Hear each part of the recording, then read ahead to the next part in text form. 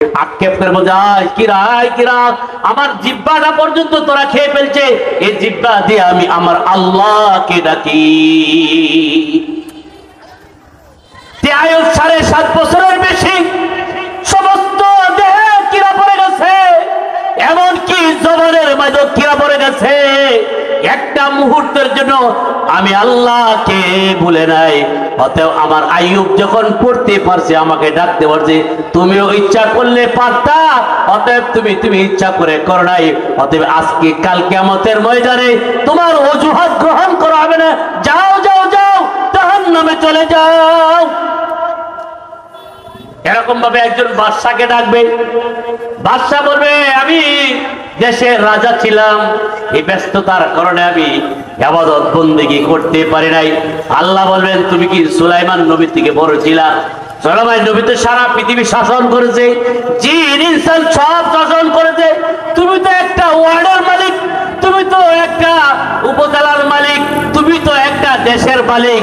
আর আমার সুলাইমান সারা পৃথিবী রাজত্ব করেছে, একটা মুহূর্তের জন্য আমি আল্লাহকে ভুলে নাই। ঠিক কিনা বলেন? সুলাইমান আলাইহিস সালাম একদিন যুদ্ধের জন্য ঘোড়াগুলি প্রস্তুত করতেছিলেন। এই ঘোড়াগুলি দেখতে দেখতে তার আসরের নামাজের টাইম চলে গেছে, সূর্য ডুবে গেছে। তিনি আল্লাহর কাছে নিবেদন করে, আল্লাহ আসরের নামাজ তো পড়তে পারি নাই, সূর্য ডুবে গেছে, আল্লাহ সূর্যকে তুমি আবার উদিত করে দাও, আমি আসরের নামাজটা যেন পড়তে পারি। আল্লাহ সূর্যকে উদিত করে দিলেন, আসরের নামাজ পড়লেন। কিন্তু আসরের নামাজ কাজা হওয়ার কারণ হইল ঘোড়াগুলি এই ঘোড়ার পিছনে মত্ত হওয়ার কারণে আসরের নামাজ ভুলে গেছে। এজন্য সুলাইমান নবী এই ঘোড়াগুলি সেই সময় ঘোড়া খাওয়া যায় ছিল, এই ঘোড়াগুলি সবগুলি জবাই করে আল্লাহর রাস্তায় দান করে দিয়েছে।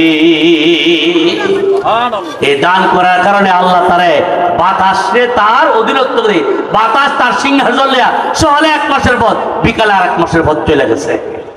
আল্লাহর জন্য দেওয়ার কারণে আল্লাহ তার ব্যবস্থা করে দিয়েছে। কিনা বলেন? এই জন্য কাল কিয়ামতের ময়দানে অজুহাত দিয়ে বাঁচা যাবে না, অজুহাত দিয়ে বাঁচা যাবে না। আমি বাদশাহ এই করার কারণে, আমি অসুস্থ থাকার কারণে, আরেকজনের অজুহাত, আরেকজনের অধীনস্থ থাকার কারণে আমি ইবাদত করতে পারি নাই, এই কথা কি পার পাওয়া যাবে না। এই জন্য আল্লাহ বলে, ওয়াবুদু রাব্বাকা হাত্তা ইয়াতিয়াকাল ইয়াকিন। তোমার ইয়াকিন মানে তোমার মৃত্যু আসার আগ পর্যন্ত তুমি আল্লাহর গোলামি করতে থাকো, আল্লাহকে ডাকতে থাকো, আল্লাহর ইবাদত করতে। বাদশা এই বলে বুঝলা, গত বছর গেছিলাম দেওবন্দে যাওয়ার সময় দিল্লিতে খাজা কুতুবউদ্দিন বখতিয়ার কাকি রহমতুল্লাহ আলাইহির কবরে গেলাম। কুতুব মিনারের পাশে খাজা কুতুবউদ্দিন বখতিয়ার রহমতুল্লাহ আলাইহি, তিনি যখন মারা গেলেন, মারা যাওয়ার সময় তার গোলামের, তার যে খাদেম ছিল, খাদেমকে একটা সিলিকুট দিছে। সিলিকুট দিয়া বলছে, এই 4টা গুণ আছে, যার ভিতরে এই 4টা গুণ পাওয়া যায় সে আবার জানাজা নামাজ পড়ে। এর মধ্যে প্রথম নম্বর, জীবনে যার তাহাজ্জুদ কাজা নেই। বলেন, আমরা সবাই তাহাজ্জুদ করি, জন্ম থেকে লেয়া মৃত্যু পর্যন্ত তার তাহাজ্জুদ।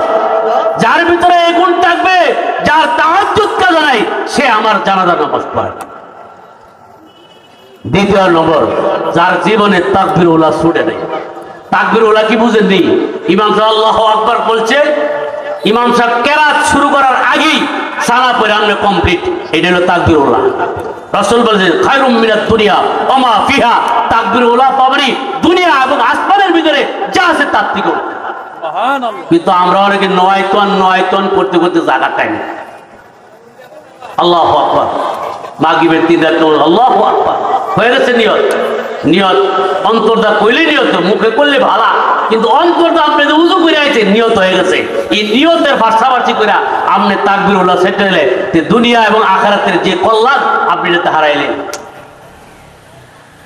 দ্বিতীয় নম্বর গুণ হইল, প্রথম নম্বর গুণ জীবনে যার তাহাজ্জুদ কাজা নাই। দ্বিতীয় হলো যার জীবনে তাকবীর উল্লাহ ছুটে নাই। আমরা তো নামাজ হয় নাই, তাকবীর উল্লাহ কি বুঝি না, যারাও পড়ি কোনো মতের আছে, জীবনে যা তাকবীর উল্লাহ ছুটে নাই। 3 নম্বর হলো যার জীবনে আসরের আগে 4 রাকাত সুন্নত, এটা আমরা পড়ি না। করেন বলেন?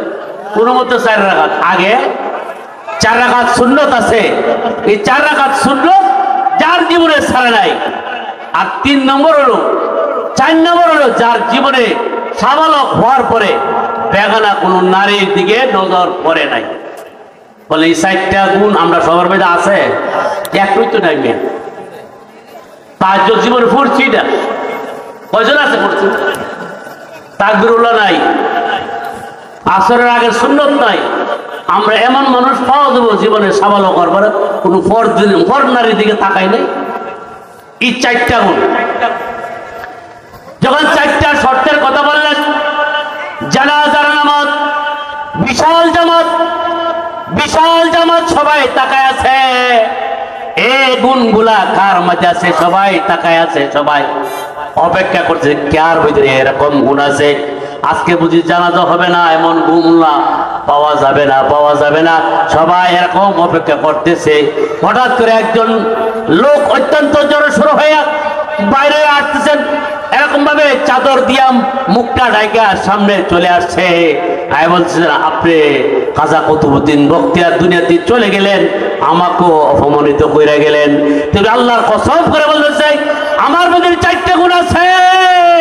তিনি হলো দিল্লির সম্রাট শামসুদ্দিন আলতামাস রহমতুল্লাহ আলাইহি।